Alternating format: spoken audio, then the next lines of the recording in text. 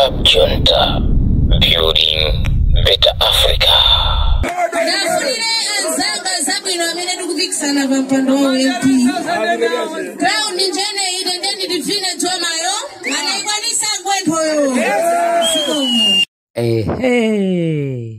Nthanda uja ndende amene wabwerapo pa ground ndithu.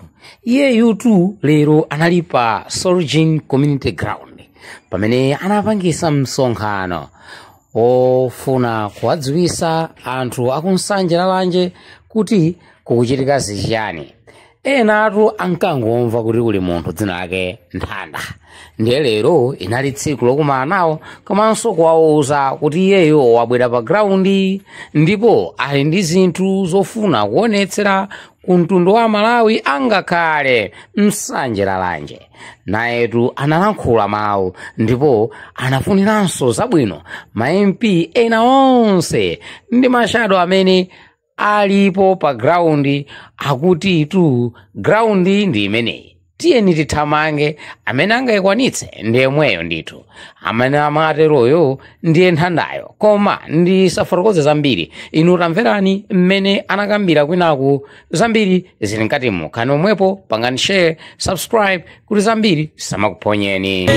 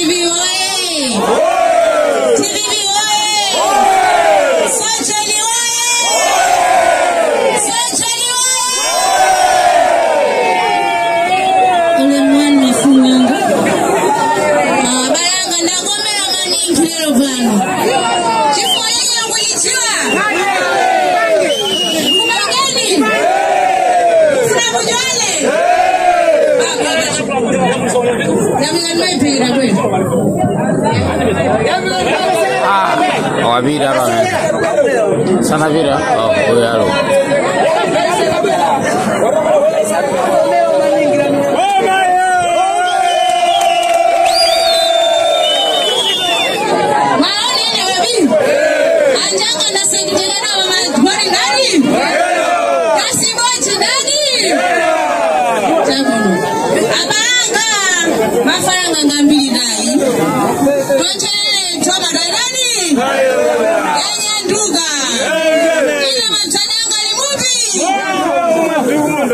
ine bana mwanga mwambogo nditongoze mafuanga fadile mnakwera watile megeza wapi tayata wana ditsasanye gubi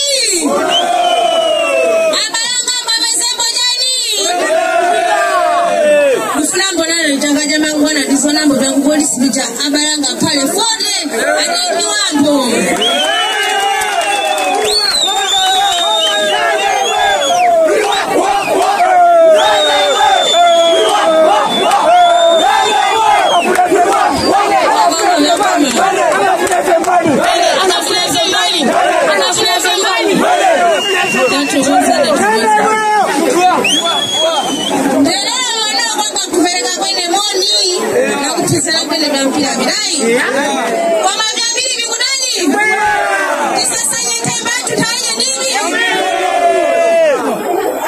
Ufunambo mafumanga kungamara zinkambo kupaki ukalenga 50,000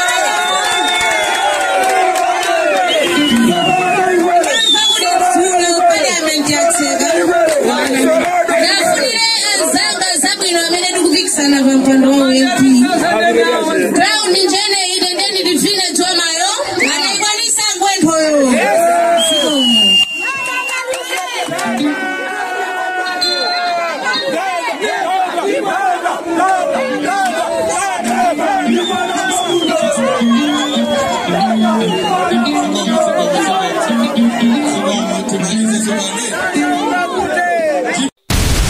Club Junta, building better Africa. Tsatsani malonda anu pa machanelo awa. Makosana with 100 plus subscribers. BS Malawi with 100 plus subscribers. Hot 265 with 90,000 plus subscribers. Sam Mavita with 100 plus subscribers. AMTV Malawi with 50k plus subscribers. Malawi Trends TV with 50k plus subscribers. Dreams Media with 20k plus subscribers. Mpongwe Pongwe with 80k plus subscribers. Club Junta with 40k subscribers. Komanso Umata Daily with 10k plus subscribers. Ndipo mutakutipeza kudzera pa Malawian YouTubers Association Maya. Utenga wanu udzafikira anthu oposaposa 500,000 pa tsiku. Tilumikizeni kudzera pa email iyi officialmaya265@gmail.com.